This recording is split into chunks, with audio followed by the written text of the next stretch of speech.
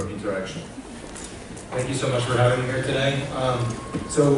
Thanks, Jeremy. That's fantastic, and actually really a great lead into some of the stuff we're going to talk about today. And may shorten my presentation a little bit, as I don't have to sort of go over some of the stuff we've already talked about. But I think Jeremy highlighted some interesting points, which is how do we detect these episodes in real time? How do we detect them at the bedside? They can be if we can't really identify them, if we don't know that they're happening, then how can we even hope to find the right treatments for them? So some of the stuff that I've been doing recently is actually applying esophageal manometry in order to improve our detection and our ability to understand what these unique phenotypes actually are, including reverse triggering and other forms of breathing patterns as well. And so I won't go into this in too much detail, but because Jeremy talked about why we care about this increment already, but I think the underlying question that we had is, how can we understand the clinical consequences of these breathing patterns actually if we haven't really even adequately identified what the breathing patterns are? There's a whole myriad of breathing patterns which are beyond the sort of traditionally described patterns. And I think in order to really get a comprehensive understanding of these, we really need to delve in deeper into what the patients are doing. And so what we've been doing recently is applying a traditional physiology technique and applying this to ARDS patients at the bedside. And this is the Campbell diagram.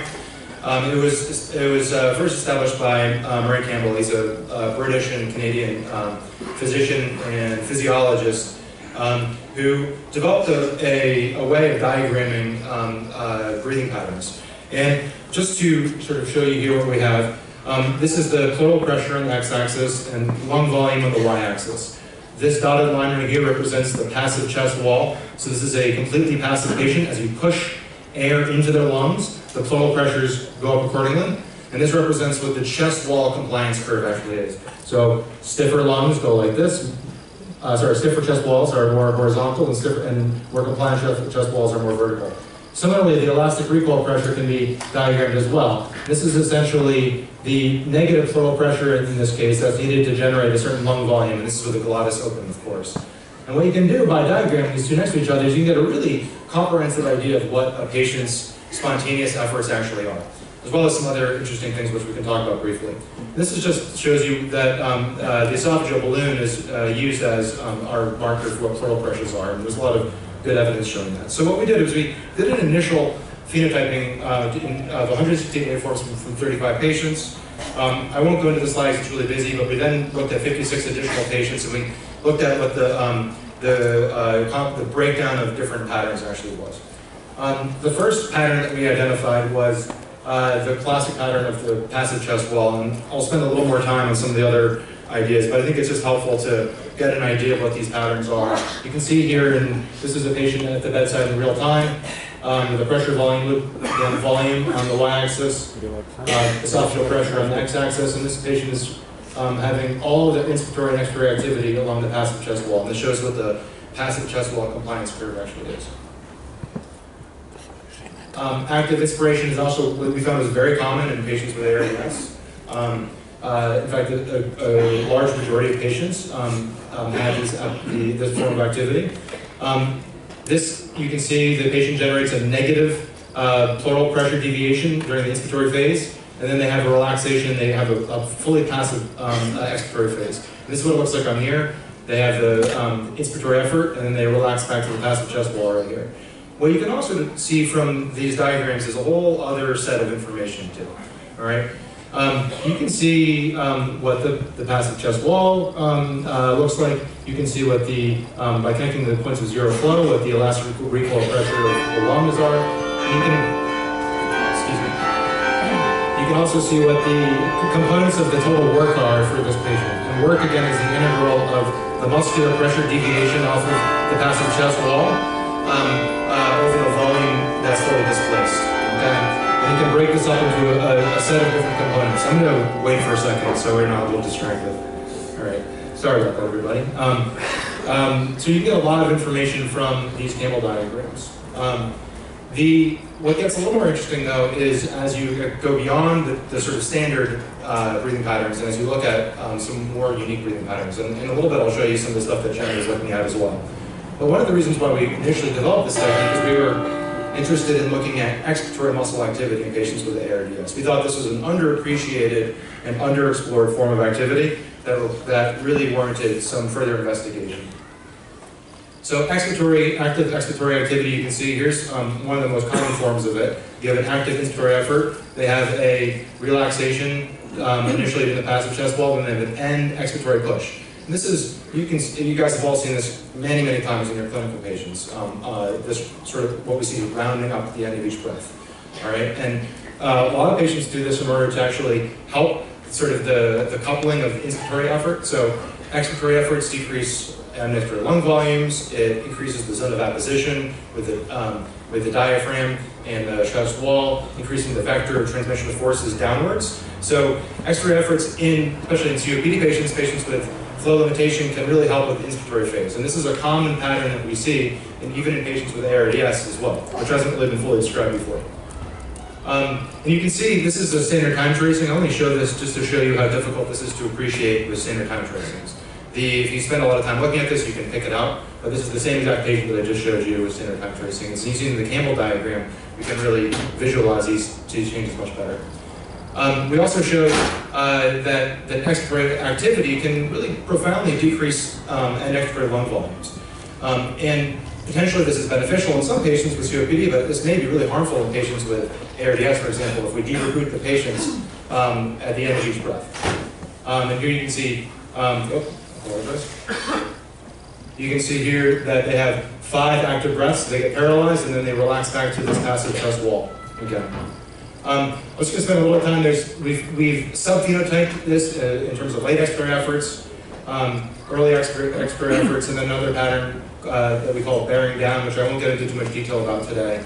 Essentially though, all these patterns have can cluster phenotype based upon the degree of expiratory effort and the volume loss. And so what you can see here is we are getting, it's fractalized. We are getting more and more information from these patients, and we can really break it down into some unique phenotypes of patients, even just focusing on expiratory muscle activity. Another area that we've been working on in particular is really trying to understand this idea of entrainment.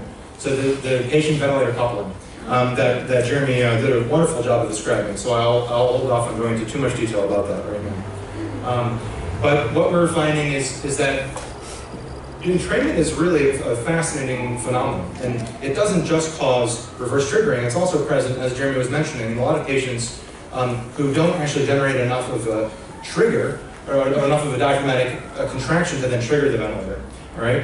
What you can see here, this is a patient who we have coined early entrainment, and the reason why it's early entrainment is that very early in the inspiratory phase, the ventilator does the initial delivery, the patient then has a contraction, and then they have passive relaxation, all right? And the reason why this is important and distinctive from other forms is that this contraction is concordant with the ventilator-delivered breath. That means that they have a concentric diaphragmatic contraction.